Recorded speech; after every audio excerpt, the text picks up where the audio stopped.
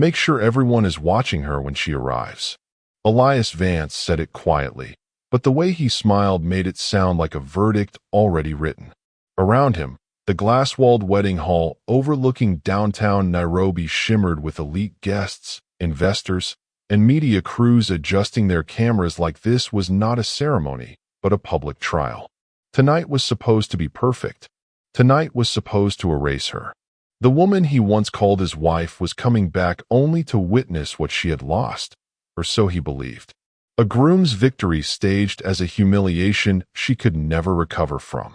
Yet even as he lifted his glass, something in the security channel flickered. An unknown movement at the perimeter. No clearance code matched. No guest list entry existed. Elias frowned for the first time, but he did not stop smiling. He had waited 3 years for this moment. She would not ruin it now. The crowd inside whispered with anticipation, unaware that their attention was already being pulled toward the gates. Outside, black vehicles rolled into position without announcing themselves. No logos, no noise, just silent precision that made even the guards hesitate before speaking. One guest leaned forward, confused. "Is that part of the ceremony?" someone asked, but no one answered. Elias heard it through his earpiece and felt a faint irritation rise, like a crack in something too carefully built. He told himself it was nothing. It had to be nothing, because she was supposed to arrive alone. That was the plan. That was the point. To see her isolated. To see her understand her place. But then the first vehicle door opened, and the atmosphere inside the hall changed before anyone could explain why. A shift. Not loud. Not visible. But absolute. The kind of silence that arrives when people sense they are no longer the most powerful in the room. The guests stopped talking. Cameras lowered slightly. Even the bride beside Elias noticed the change and followed his gaze toward the entrance. Elias finally turned fully, and in that moment, the system he controlled failed to recognize what it was seeing. The convoy was not just transportation. It was a signal, a declaration that someone had already rewritten the rules of entry. His jaw tightened, but he still whispered, "Find out who authorized this." No one responded fast enough. Because the second vehicle opened, and a figure stepped out into the light, everything Elias thought he knew about control began to fracture. He did not recognize her immediately, not because she had changed too much, but because his mind refused the possibility that she had changed at all. Yet the crowd did. You could see it in their hesitation, in the way luxury shifted into uncertainty. This was not the woman they expected to pity. This was something else entirely. Something that did not belong in the category of loss. A memory struck Elias then, uninvited. The night she left. No shouting. No pleading. Just silence as she placed her key on the counter and walked out of his life, like she had already decided the ending before he wrote the script. He had called it weakness back then. He had called it surrender. Now, standing at his own wedding, he felt something colder forming beneath his certainty. Not fear yet. Not regret. Just the first crack of doubt. Because the convoy did not leave after she appeared. It stayed. Watching. Waiting. Like the entire scene had been prepared for a version of her he was never meant to meet. A guest whispered, "She is not alone." Elias heard it clearly this time. His control slipped another degree. And then came the thought he refused to complete. If she was not alone, then everything he planned was already wrong. The woman he invited to be humiliated was walking into a room that no longer belonged to him. And as she took another step forward, the first real question spread through the crowd like fire in silence. Who exactly had she become while he was busy believing she had lost everything? The answer had not arrived yet, but something in the air suggested. It was already too late to stop it. The first wave of silence inside the glass hall was always the most dangerous kind, because it did not feel like interruption yet. It felt like anticipation pretending to be control. Elias Vance stood near the front aisle, his posture still perfect, his expression still composed, but something inside him had already shifted in a way no guest could see. Outside, the convoy remained motionless, as if waiting for permission that it never intended to request. Inside, The guests began to sense that the wedding was no longer fully theirs.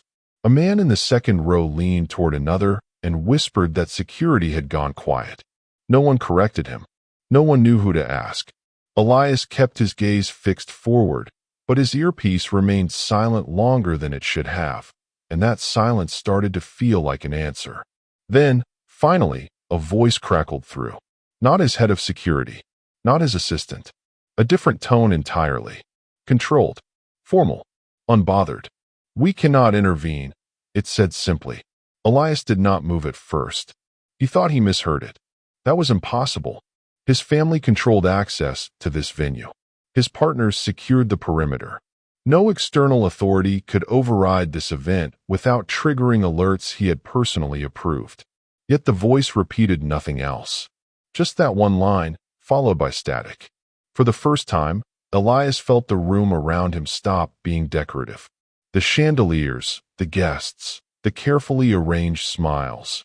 All of it became background noise to something larger pressing against the edges of his certainty. He turned slightly toward the entrance again.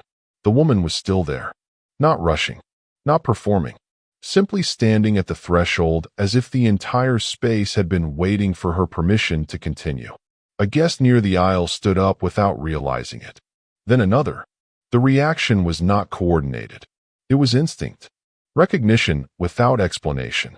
Elias noticed it and felt irritation sharpen into something colder. This was not how it was supposed to happen. She was supposed to be observed, reduced, isolated by contrast. Instead, the room was adjusting itself around her presence. He forced himself to breathe slowly and spoke again into his earpiece, louder this time. "Remove them from the entrance." A pause followed. Too long. Then the response came again, and this time there was hesitation inside it. "We are not authorized." Elias's hand tightened around his glass until the pressure became uncomfortable. Not authorized. The words did not fit into his world. He had built his life around systems that answered to him, directly or indirectly. Every obstacle had a chain of command, he understood.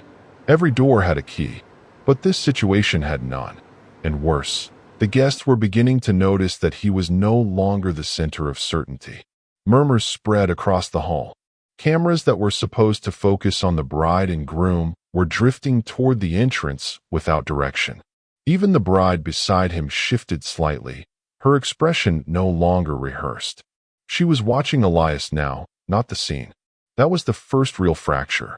Not in the system outside, but in perception inside. Elias felt it immediately. Control was not just authority. It was belief.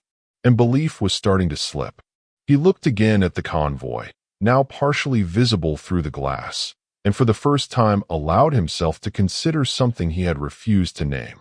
This was not disruption. This was replacement.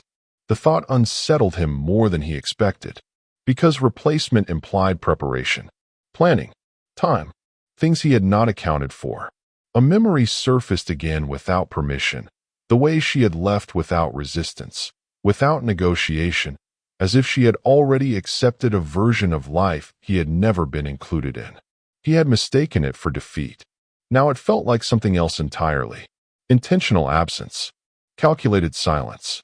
The woman outside finally moved. One step forward, then another. Each step changed the atmosphere inside the hall in ways no announcement could match. Conversations collapsed mid-sentence. Laughter vanished before it formed. Elias realized then that no one was waiting for his reaction anymore. They were waiting for hers. And that realization did something he did not expect. It did not create fear yet. It created doubt sharp enough to wound. Because if the crowd no longer needed him to interpret the moment, then his role in the moment was already fading. The convoy doors remained open. Still no explanation. Still no identification. Just presence. And presence alone had begun rewriting the hierarchy in front of him. Elias lifted his gaze one final time toward the entrance, forcing himself to reclaim something that felt like authority. But before he could speak, another alert flashed through his internal channel, one he had never seen before. A system tag he did not recognize, classified at a level above his clearance. And beneath it, A single line of text appeared that made the air around him feel suddenly thinner. Cease observation protocol. Subject acknowledged at executive threshold. Elias did not understand the words, but he understood the implication. Whatever was walking into his wedding was not arriving as a guest. And the worst part was not that he had not been informed. It was that someone, somewhere, had decided he did not need to be. The air inside the hall had begun to change in a way no decoration, no music, and no ceremony could reverse. It was subtle at first, like pressure shifting beneath glass. Then it became undeniable. People were no longer watching the couple at the altar. They were watching the entrance, as if the center of gravity had moved without permission. Elias Vance stood rigid near the front, his hand still holding the glass he no longer felt, his mind locked on the system feed that had just classified the situation above his clearance. The words repeated in his head, not as information but as disruption. Executive threshold. Subject acknowledged. Those phrases did not belong in his world. His world was built on access, ownership, and hierarchy. Everything answered to something. Everything had a chain. Yet nothing about what was unfolding obeyed that logic. Outside the glass walls, the convoy remained still, its presence now less like transportation and more like declaration. The doors were still open, as if patience itself belonged to whoever had arrived. Inside, the guests began to lose their certainty in waves. Conversations broke apart. Phones were lowered. Even the bride beside Elias stopped pretending not to notice. Her attention was no longer on the ceremony. It was on Elias, searching his face for answers he was not giving. That was the first public fracture. Not noise. Not action. Perception. Elias felt it like a slow withdrawal of air. He turned slightly toward his security feed again, expecting correction, expecting confirmation, expecting the system to restore order. Instead, another message arrived. Shorter, colder. All internal protocols suspended by external authority. His expression tightened, but he did not react outwardly. He could not afford to. Not yet. But something in him had already started to misalign. Because authority was not supposed to exist outside his reach. And yet here it was, functioning without him, around him, beyond him. A guest near the aisle stood up without realizing why. Then another. It was not coordinated, but it was synchronized in feeling. Attention had shifted completely now. The woman at the entrance had not spoken. She had not signaled. She had only moved one step further inside. That single movement changed the structure of the room more effectively than any announcement. Elias noticed the reaction spreading across faces. Confusion first, then recognition without context, then hesitation. People were trying to categorize her, failing, and in that failure they were beginning to assign her weight she had not declared. That was when Elias felt it. Not fear. Not yet. Something more dangerous. Instability. Because systems only fail when they encounter something they cannot classify. And she was becoming unclassifiable in real time. A memory returned again, sharper this time. Not of her leaving, but of the absence she left behind. No confrontation. No collapse. Just disappearance that had felt, at the time, like surrender. He had built his understanding of her around that assumption. Weakness. Withdrawal. Defeat. But now that assumption was being rewritten in front of him, and he had no control over the revision. The convoy outside remained unchanged, but its silence now felt intentional, as if it was not waiting for permission but for confirmation that the environment had already adapted. Elias finally spoke into his channel again, voice lower now. Identify authority source. There was a pause longer than the previous ones. Then the answer came, but it was not an answer. It was a refusal. Source not available for disclosure. That was the moment something inside Elias shifted from confusion into recognition of threat. Not emotional yet. Structural. Because denial of information was not an error. It was hierarchy. And hierarchy meant he was no longer at the top of the system operating in this space. The crowd sensed the shift before he fully processed it. Whispering increased. But it was not gossip anymore. It was recalibration. People were adjusting themselves to a new center of gravity. The bride leaned slightly closer to Elias, her voice low, uncertain. He did not respond immediately. He could not. His attention was locked on the entrance now, where the woman stood at the threshold between outside and inside, still not announced, still not explained, still not defined by anything he could control. And yet the room had already defined her for itself. Elias felt the first true fracture of his plan form not as failure, but as inversion. Because the purpose of the evening had been clarity, exposure, humiliation, a controlled narrative where he dictated meaning. But meaning was slipping away from him faster than he could reclaim it. The system feed flickered again. A final line appeared beneath the unresolved classification. Proceed with observation only. Do not intervene. Elias read it twice. Then the implication settled fully into him. He was no longer a participant in this event. He was being observed within it.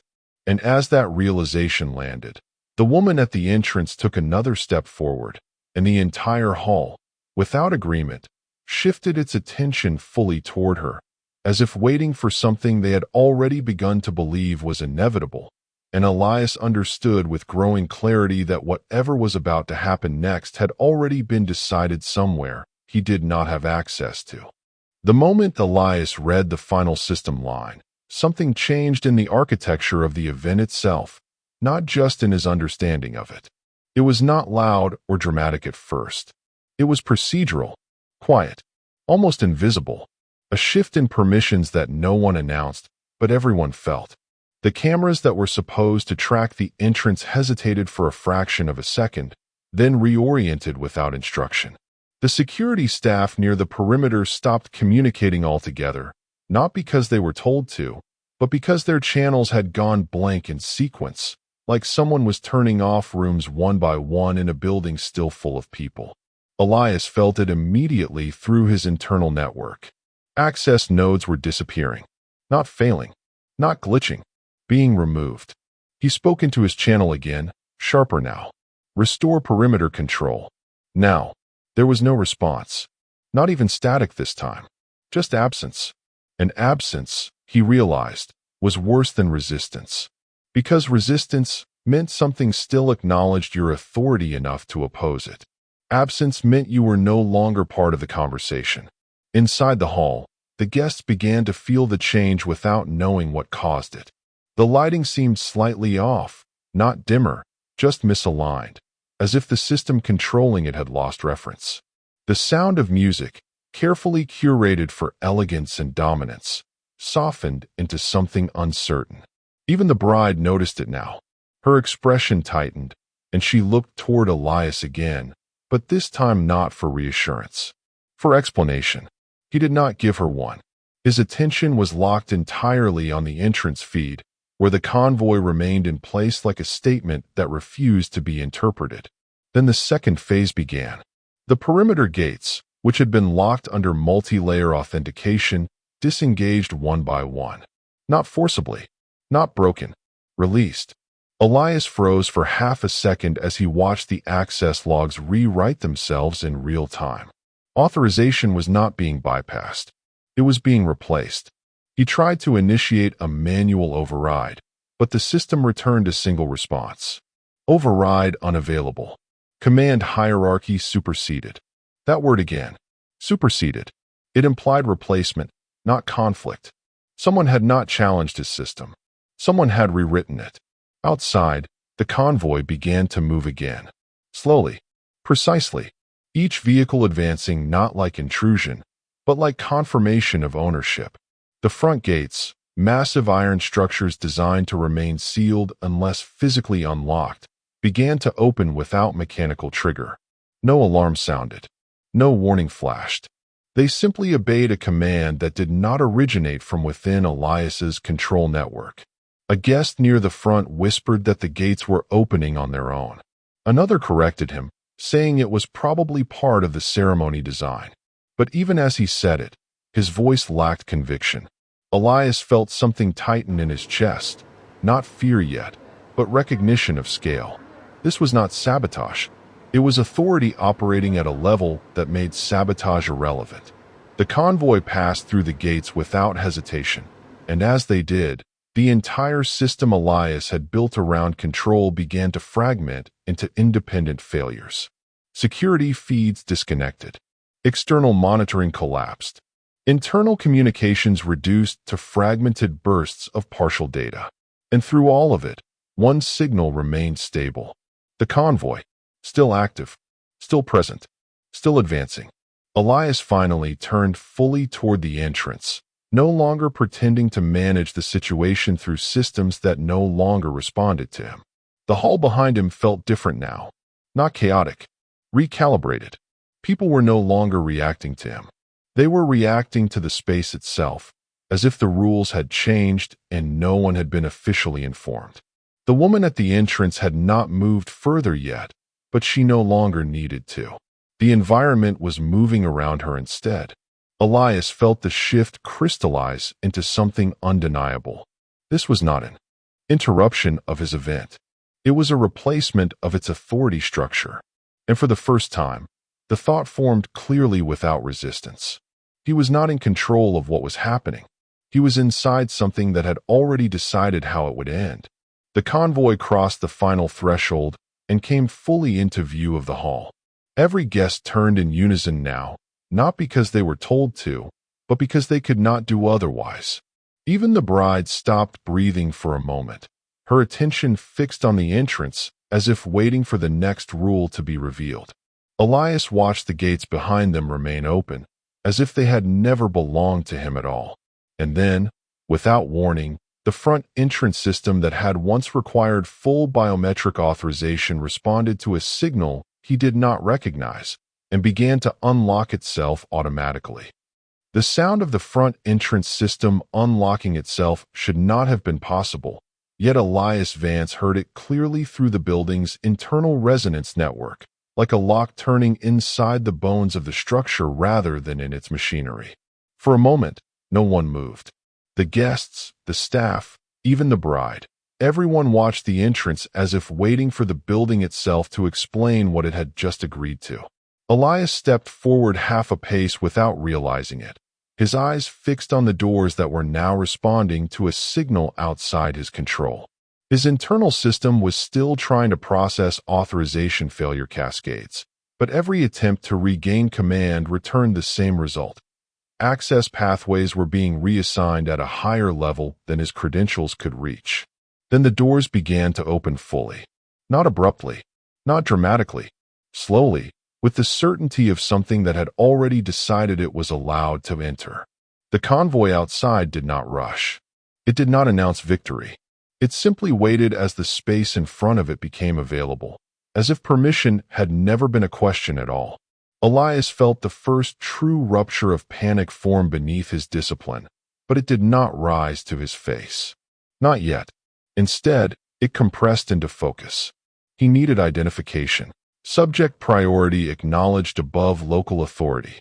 He read it once, then again, and in that repetition, something inside him shifted from resistance into comprehension. Not acceptance. Not yet. But recognition that the rules he had relied on were no longer the highest tier of reality in this space. The doors of the first vehicle opened again, and the air inside the hall changed in a way that could not be measured by systems or sensors. It changed through people, through perception, through the collective understanding that something had just crossed a boundary no one present had the power to enforce. Elias stood frozen at the edge of his own ceremony, no longer the orchestrator of its meaning, as the convoy prepared to reveal the identity of the force that had already rewritten every rule he thought he owned. The first thing Elias Vance noticed was not the people, not the convoy, not even the doors still held open like a silent command waiting to be obeyed. It was the absence of resistance. Everything that should have fought back against what was happening was simply gone. No alarms, no overrides. No internal pushback from any system he had built to prevent exactly this kind of moment. That absence hit harder than failure. Failure meant struggle. This felt like deletion. The convoy remained still at the threshold, but its stillness no longer felt like waiting. It felt like confirmation, as if the act of entering had already been approved long before the doors ever moved. Elias stood near the front of the hall, his body rigid, his attention locked on the open entrance. Behind him, the bride had stopped moving entirely. Even the guests no longer whispered. The entire room had settled into a single direction of attention, all anchored to the same point he could no longer control. Then the internal system feed changed again. Not an alert, not a warning, a classification update. External authority presence confirmed. Local governance suspended. Elias read it once without blinking. Then again. But the meaning did not change. It did not soften. It only expanded. Local governance meant him. Suspended meant temporarily removed. But the tone of the system did not suggest temporary anything. It suggested replacement under observation. A guest near the front row shifted uneasily and asked in a low voice if this was still part of the ceremony. No one answered. Not because they did not know, but because answering would require acknowledging that Elias no longer had authority to define what the ceremony even was. The convoy began to move again. The first vehicle crossed fully into the interior grounds, its tires soundless against the polished surface, as if even friction had agreed not to interfere. Elias felt something tighten behind his ribs, not panic yet, but a narrowing of options. Every system he accessed returned the same structure now, permission denied under higher jurisdiction. That phrase repeated until it stopped feeling like data and started feeling like architecture. A structure above his structure. A control layer above his control. The second vehicle followed, then the third, spacing themselves with precise coordination that did not require instruction visible to anyone present. The crowd began to shift backward instinctively, not retreating but adjusting distance, as if proximity itself had become uncertain. Elias noticed it, and for the first time, he realized the audience was no longer waiting for him to respond. They were waiting for him to disappear or adapt. Neither option was acceptable to him, but both were happening without permission. He tried again to access perimeter logs. The response was immediate and final. Access denied. Authority superseded. This time, Elias did not repeat the command. He understood repetition would not restore control. Instead, he turned his focus outward, toward the entrance, toward the source of this systemic inversion. The woman who had arrived was no longer just a presence. She was becoming a reference point for everything else in the room. Conversations did not revolve around her identity anymore. They revolved around the fact that her identity was not being given to them. That vacuum was louder than any announcement. The bride finally spoke again, her voice low, unstable. She asked Elias what was happening. He did not answer immediately, not because he did not know how, but because any answer would require admitting something he was not ready to define. That control was already gone. Outside, the convoy doors remained open. And now, for the first time, movement was visible inside them. Not fully revealed, not fully understood, but enough to shift the air again, enough to make every person in the hall feel that the next moment would no longer belong to expectation, but to consequence. Elias watched, unmoving, as the threshold between outside and inside stopped being a boundary and became an entry point for something that no longer required his permission to continue. The moment the convoy's interior movement became visible through the open doors, the entire hall shifted into a new kind of silence, one that no longer felt like anticipation, but like submission waiting to be assigned meaning. Elias Vance did not move. He could not afford to. Every system he tried to access now returned the same structural message. Authority existed above him, and it was already active. Not incoming, not approaching. Active. The difference mattered more than anything else happening in the room.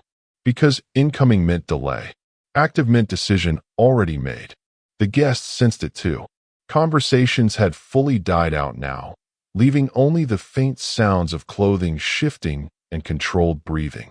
No one spoke because speaking implied ownership of interpretation, and ownership no longer felt available. Elias kept his eyes fixed on the convoy, but what unsettled him most was not the vehicles or the gates or the system failures. It was the reaction of the space itself. The environment was no longer resisting change. It was aligning with it.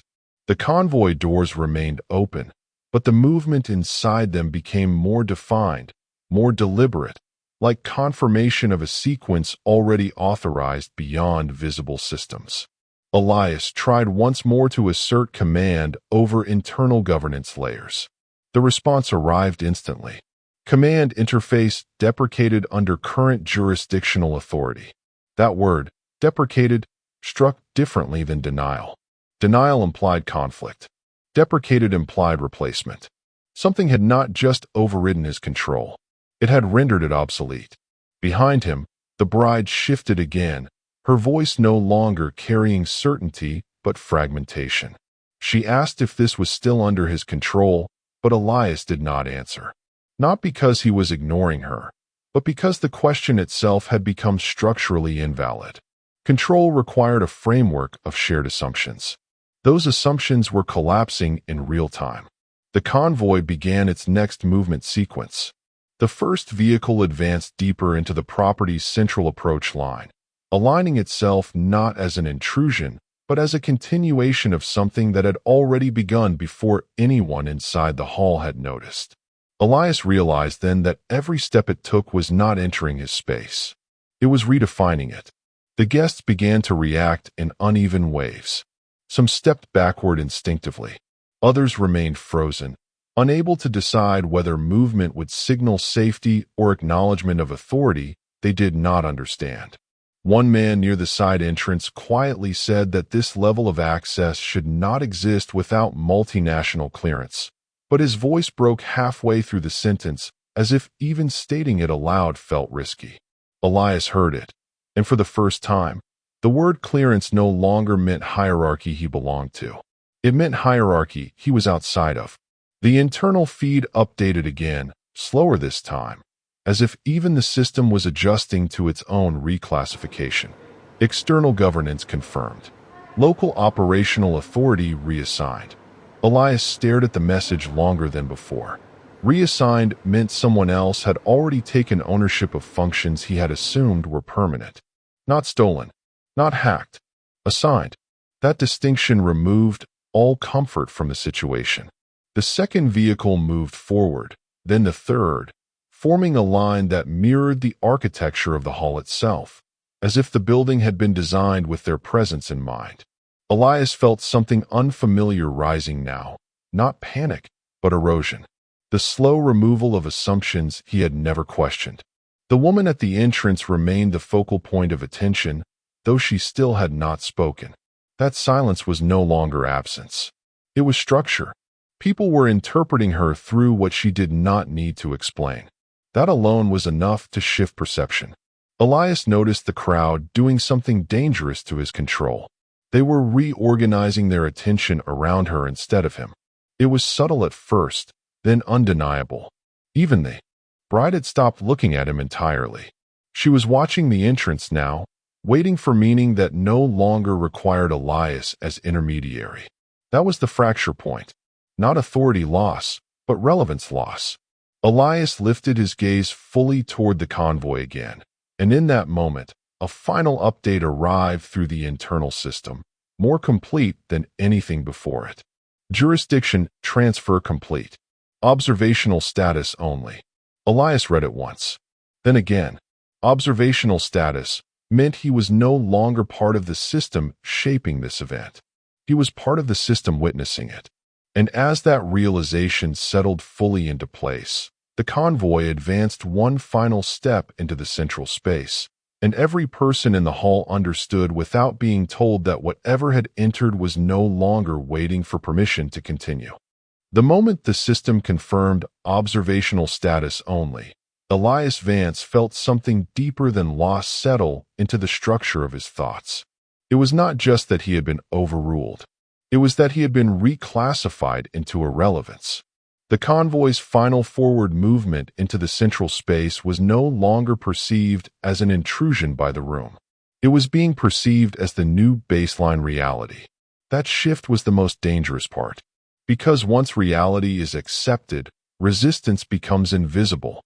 Elias stood motionless near the front of the hall, his presence no longer anchoring the event, but floating inside it like an outdated reference point. The guests had fully turned now, not toward him, toward the convoy, toward the open vehicles, toward whatever logic had replaced the one they came expecting. Even the bride was no longer looking at Elias. Her gaze followed the same direction as everyone else, and that alone told him more than any system message. Authority had already migrated. Elias attempted one final access sequence, not to regain control, but to understand the boundaries of what had replaced him. The response came instantly, sharper than before. Secondary access restricted under executive threshold classification. That phrase confirmed what he had been avoiding fully naming. This was not a breach. It was a hierarchy he had never been part of. Outside the glass walls, the convoy finally stopped at the exact center of the approach zone, aligning itself with the geometry of the hall as if the space had been designed around this moment instead of the other way around. The doors of the first vehicle remained open, but now the stillness inside them carried weight. Not emptiness. Expectation. Elias noticed something else then. The crowd was not simply reacting anymore. They were aligning emotionally. Their uncertainty was resolving into attention, and attention was consolidating around a single axis. The entrance. The woman who had arrived earlier had not moved further inside, but she no longer needed to. The environment was completing her presence for her. Elias felt the first real rupture in his internal certainty. Not fear. Not yet. Recognition that the system of interpretation he had relied on was no longer shared. A system only works when others agree to its structure, and that agreement had ended without announcement. The internal feed updated again, slower this time, almost deliberate. Authority classification confirmed at executive external level. Local control nullified. Elias read it, and for the first time, did not immediately try to override it. Instead, he scanned for what came next. Because systems like this always had an origin layer, a source, a point of accountability. But nothing in his network responded with one. That absence created a new kind of pressure inside him. If there was no identifiable source, then the authority was not coming from within his known hierarchy. It existed outside it entirely. Behind him, the bride finally stepped closer, her voice low, fractured between uncertainty and disbelief. She asked again what was happening, but this time the question was not directed at Elias as authority. It was directed at Elias as witness. He did not answer immediately, because he realized she was no longer asking for explanation. She was asking for confirmation that the world she understood still existed, and he could not give that to her. The convoy began a second internal adjustment sequence. Subtle, precise. The vehicles did not move forward further, but their internal positioning shifted by centimeters, aligning with something invisible, something only the system could read. Elias noticed that alignment and felt a cold realization form. Even physical placement was being governed by a logic he could not access. The guests reacted again, but more quietly now. Whispering had stopped. There was only observation left. The kind of observation that happens when people are no longer participants in an event, but indicators of it. Elias's attention returned to the entrance. The woman still stood at the threshold of the hall, but now the space around her no longer treated her as foreign. It treated her as expected.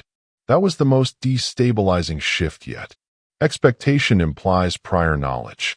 Prior knowledge implies preparation. Preparation implies he had been excluded from the design entirely. The system feed flickered one final time, and a new classification line appeared beneath the existing hierarchy status. Executive threshold subject confirmed. Engagement protocol active. Elias stared at the words, but did not speak. Because engagement protocol meant interaction was no longer optional. It meant the event was no longer observing itself. It was now reacting to something that had already decided its direction. And as that realization settled into the room, The convoy remained perfectly still, and every person inside the hall understood without being told that whatever had arrived was not entering their world. It was defining it. The moment the system confirmed engagement protocol active, the atmosphere inside the hall stopped behaving like a ceremony and started behaving like a controlled observation field. Elias Vance felt it immediately in the way the crowd no longer reacted randomly, but in coordinated silence, as if their attention had been synchronized by something beyond visible instruction. Every person in the room was now oriented toward a single unresolved axis, the entrance. Not him, not the bride, not the event itself. That realization landed inside Elias with a cold precision that stripped emotion away faster than panic could form. Engagement protocol meant interaction, but more importantly, it meant inevitability. Whatever had entered this space was no longer being evaluated. It was already acting upon them. Elias's internal systems attempted one final hierarchy trace, pushing deeper than before, bypassing his own security layers in search of origin. What returned was not a source, but a confirmation cascade. Executive threshold subject operating under non-local jurisdictional authority. Engagement sequence irreversible. The word irreversible settled heavier than any denial he had received so far. It meant the system was no longer updating to reflect changes. It meant the system had accepted them. Behind him, the bride's presence shifted again, but Elias did not turn. He could feel her uncertainty now not as emotion, but as structural dependency. She was still waiting for him to define reality for her, but that role had already collapsed. The guests were no longer whispering. Whispering implied uncertainty shared between equals. What remained now was silent recalibration. People adjusting their understanding without permission. The convoy outside remained motionless, but its stillness no longer felt like waiting. It felt like containment, as if movement was no longer necessary to maintain control. Elias forced himself to focus on the entrance again, and for the first time, he noticed something that had been present all along, but only now became visible in meaning. The crowd was not just watching the woman who had arrived. They were reorganizing their interpretation of everyone in relation to her. Even Elias was no longer the central reference point. He had become comparative. That shift was subtle, but irreversible. It meant his identity in the room was no longer absolute. It was contextual, and contextual authority can be replaced. A new update appeared in the system, slower than the others, as if the network itself was adjusting to the weight of what it was reporting. Engagement protocol escalation confirmed. Subject recognition threshold exceeded.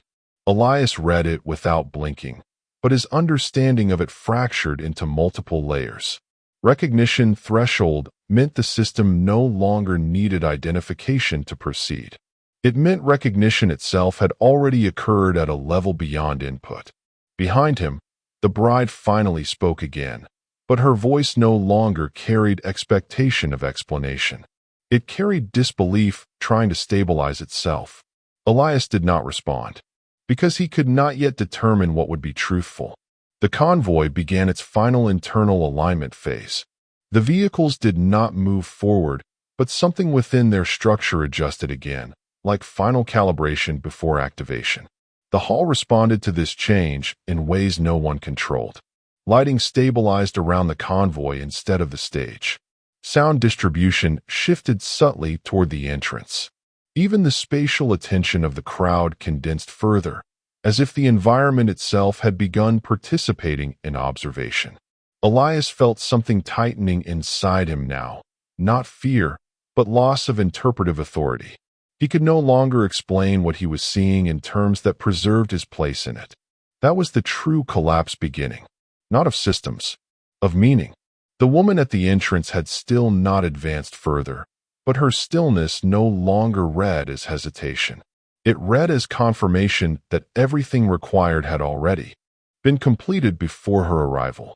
Elias understood then that every assumption he had built about control depended on a single condition, that he was part of the system interpreting events. And that condition no longer existed. The system feed updated one final time, slower than before, almost ceremonial in its finality. Engagement protocol active. Subject interface initialization imminent. Elias stared at the words, and for the first time, did not try to override them. Because override implied participation, and participation implied relevance, neither of which he could still prove. The convoy remained perfectly aligned. The crowd remained perfectly silent. And every person inside the hall understood, without needing language, that whatever came next would no longer respond to expectation, but to execution. The moment Elias Vance read the final system confirmation that subject interface initialization was imminent, the hall stopped feeling like a space he occupied and started feeling like a system that was about to execute without him. The silence inside the glass structure was no longer passive. It was loaded. Every guest stood frozen in a state that no longer resembled anticipation, but submission to an event whose rules they did not understand. Elias remained at the front, but even his stillness felt outdated, as if the room had already moved past the need for his presence. Then it happened. Not loudly, not theatrically. The convoy's central vehicle initiated its final sequence. A subtle shift in the doors. A release of internal locks that did not sound mechanical, but procedural. Elias felt it before he saw it. The system had transitioned from preparation to execution. Inside his interface, new data began to stream in without request. Engagement execution phase initiated. External subject interface establishing dominance layer. He did not speak. He could not afford to break focus, because focus was the last remaining structure he still controlled internally. Behind him, the bride's voice attempted to reach him again, but it sounded distant now, as if separated by layers of meaning that no longer aligned. He did not turn, because turning would acknowledge emotional hierarchy, and emotional hierarchy no longer applied in this space. The doors of the convoy opened fully. This time, there was no hesitation, no pause, no ambiguity. The action carried finality, as if the decision to open had been made long before any witness existed. The guests collectively shifted backward by instinct, not instruction. Even that instinct felt pre-programmed now, as if their reactions were being gently guided by something they could not perceive. Elias's internal systems tried to reassert classification one last time, but instead of resistance, he received refinement. Subject interface active. Authority inversion stabilized. That phrase changed everything. Authority inversion meant the hierarchy was no longer disrupted. It was reversed. Elias finally understood that what he was witnessing was not a breach of his world. It was the establishment of a new one operating on top of it. The woman at the entrance finally moved again. One step forward, then another. But now those steps did not feel like approach. They felt like confirmation of ownership. Each movement recalibrated the space around her, not through force, but through acceptance. The hall itself seemed to adjust subtly with her progression, as if recognizing her as the reference point it had been waiting for. Elias felt something inside him begin to fracture, not emotionally, but structurally. The assumption that he could interpret this moment through any system he had built was dissolving. He attempted to regain analytical control, but every feed now responded with diminishing relevance. His authority was no longer being denied. It was being bypassed entirely. A final system update appeared, slower than all the others, as if even the network was acknowledging the weight of what it was reporting. External subject interface fully initialized. Local authority rendered non-operational. Elias read it once. Then again. The second time, he understood that non-operational did not mean temporarily disabled. It meant structurally irrelevant. Behind him, the bride took a step back, but it was not directed at Elias anymore. It was directed at the entrance, at the convoy, at the space that had replaced certainty with something else entirely. The guests no longer looked at Elias for cues. That realization landed harder than any system failure. Because control was never just about systems. It was about being the center of interpretation, and he was no longer that center. The convoy remained still, but its presence now felt complete, as if the final component of a process had been fulfilled. No further movement was required. The system had reached its state of execution. Elias stood at the edge of the hall, fully aware that whatever was unfolding was no longer something he could participate in or stop. It was already occurring at a level beyond his access. And as that understanding settled fully into place, the air inside the hall tightened once more, signaling that the next phase was no longer approaching. It was already beginning. The moment the system declared that the next phase had already begun, Elias Vance felt something inside the hall shift beyond perception. It was no longer about access, authority, or even control. Those concepts had already been dismantled in stages so subtle he had only now realized there was nothing left to reclaim. The air itself felt structured differently, as if the environment had accepted a new governing logic and was now enforcing it without input. Elias stood at the edge of the central aisle, no longer positioned as host or orchestrator, but as an observer trapped inside the boundaries of his own collapsed framework. The convoy remained perfectly still, but its stillness now felt final, not waiting for action, but confirming completion. Inside the system feed, the last functional layer of his internal network flickered again, slower this time, as if struggling to maintain coherence under conditions it was not designed to interpret. Then the message arrived. Authority inversion complete.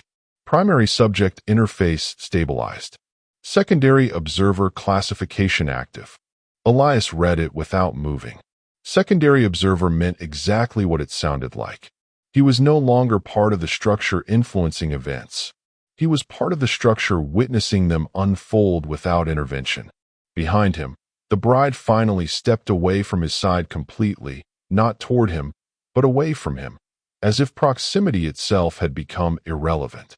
That single movement confirmed what Elias had already begun to understand.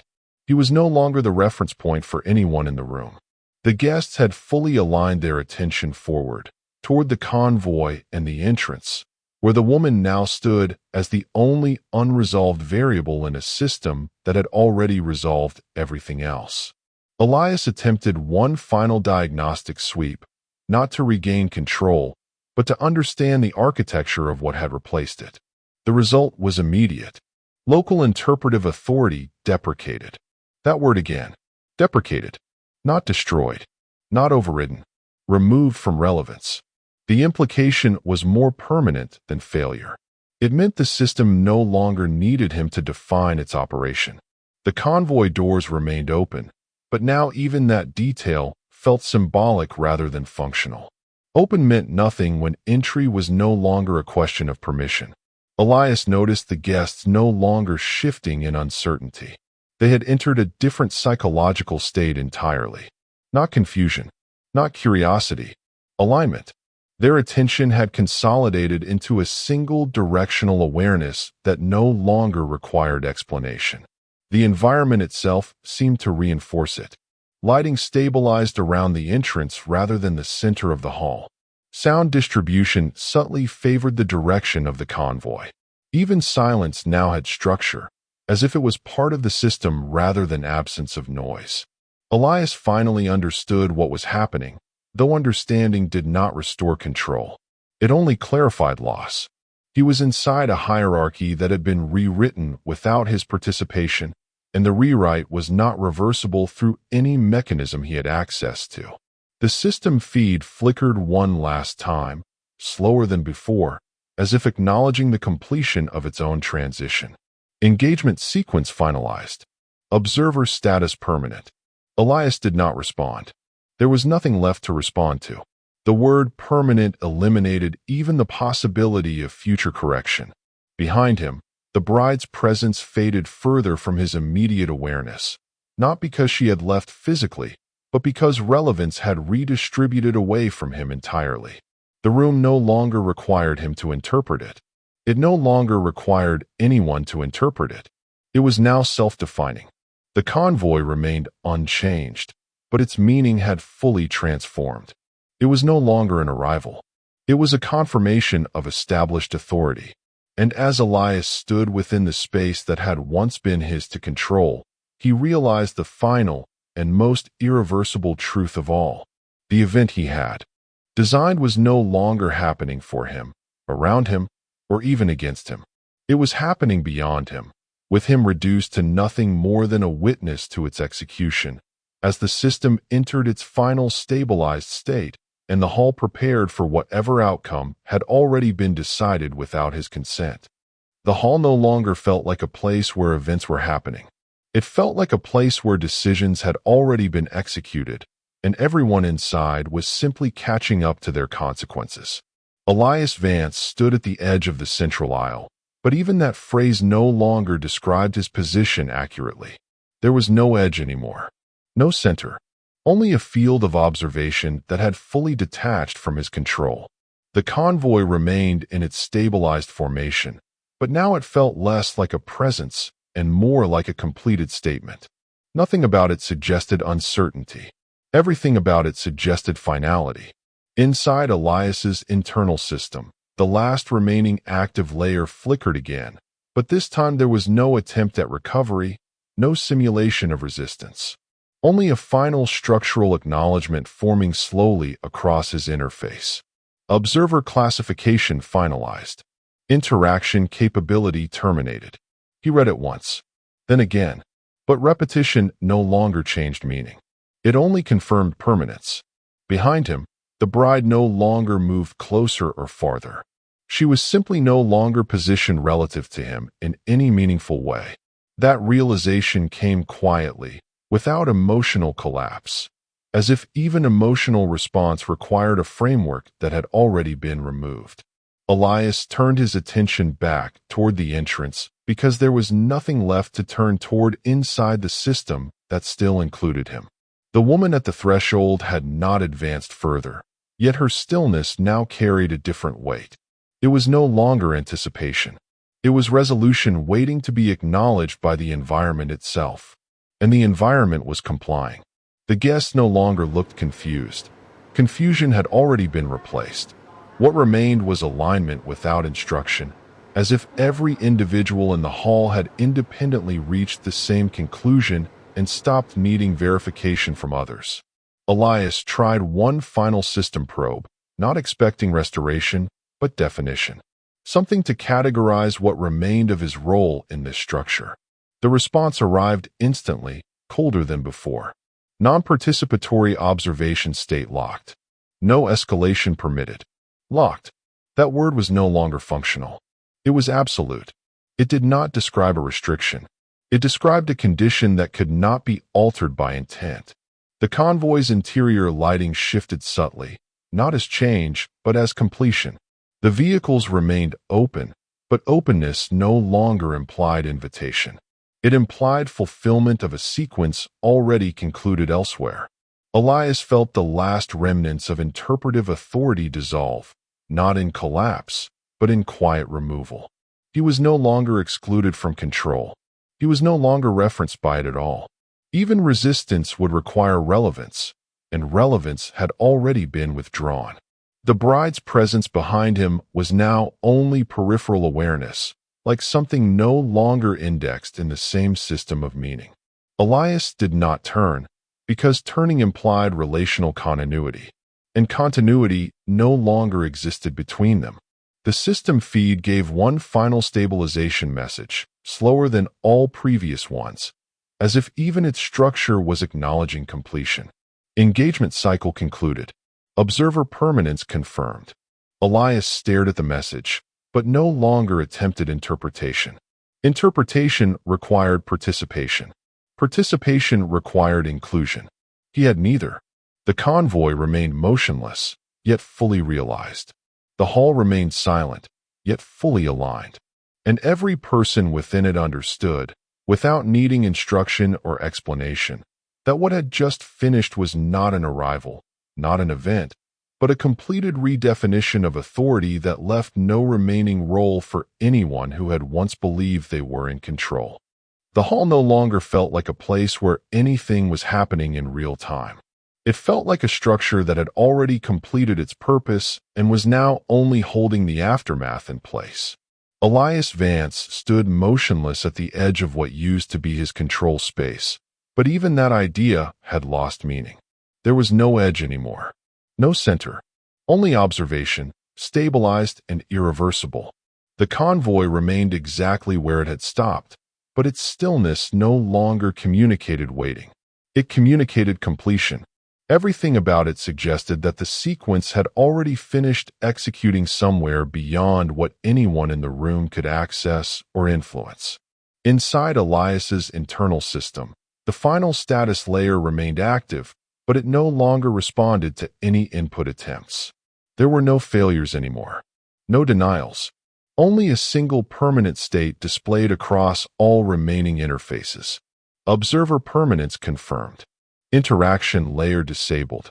He read it once, then again, but the act of reading no longer changed anything. It only confirmed that interpretation itself had become irrelevant. Behind him, the bride no longer stood in relation to him as a partner in the event. That connection had dissolved quietly, not through conflict, but through structural reclassification. She was still physically present, but no longer indexed within his operational reality. Elias did not turn, because turning implied a shared world still existed between them. That assumption no longer held. The guests in the hall were no longer reacting. They were stabilizing. Every individual posture, every line of sight, every silence had converged toward the same fixed point, the convoy and the threshold it had already crossed. The woman at the entrance had not advanced further, but movement was no longer required. Her presence alone had completed the transition from anomaly to definition. Elias tried one final system query, not to regain authority, but to locate the boundary where authority had ceased to apply. The response arrived instantly, without variation. System governance concluded. External subject remains primary reference point. That line removed the last remaining distinction between event and outcome. Governance concluded meant there was no ongoing process to influence. Primary reference point meant everything else now existed only in relation to her. Elias felt no shock anymore. That stage had already passed earlier. What remained was recognition without agency. The convoy remained open, but openness no longer signified entry. It signified that nothing further needed to be concealed. The sequence had reached its final expression. No further escalation was required because escalation implied unfinished structure, and nothing about the system now suggested incompleteness. The hall itself felt different in a way no physical adjustment could explain. Not quieter, not darker, simply resolved. As if every layer of uncertainty had been stripped away until only a single stable truth remained.